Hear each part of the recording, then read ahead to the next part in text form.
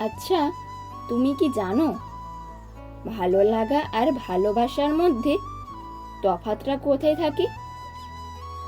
যদি কোনো মানুষ কিছুদিন পরেই তোমার কাছে পুরনো হয়ে ওঠে, তবে সেটা হলো ভালো লাগা।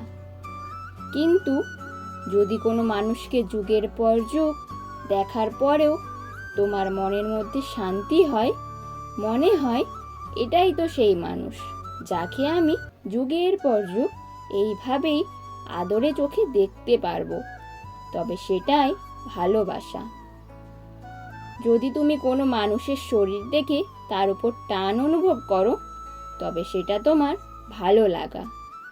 কিন্তু যদি কোনো মানুষকে না ছুঁয়েও তুমি তার মন ছোঁয়ার চেষ্টা করো, তবে সেটাই তো ভালোবাসা। যদি তুমি কোনো মানুষের থেকে নিজের জন্য সম্মান চাও, তবে সেটা তোমার ভালো লাগা। কিন্তু যদি তুমি কোনো মানুষকে হাজার ঝগড়ার পরেও তাকে সম্মান দিয়ে কথা বলতে পারো, তবে সেটাই ভালোবাসা।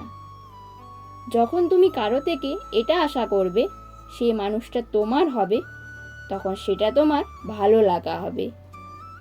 কিন্তু তুমি যখন কোনো মানুষকে নিয়ে এটা ভাববে যে যা কিছুই হয়ে যাক না কেন আমি শুধুই তোমার, তখন সেটাই ভালোবাসা। ভিডিওটি কেমন লাগলো অবশ্যই কমেন্টে জানিও। চ্যানেলে নতুন হলে অবশ্যই চ্যানেলটিকে সাবস্ক্রাইব করে দিও।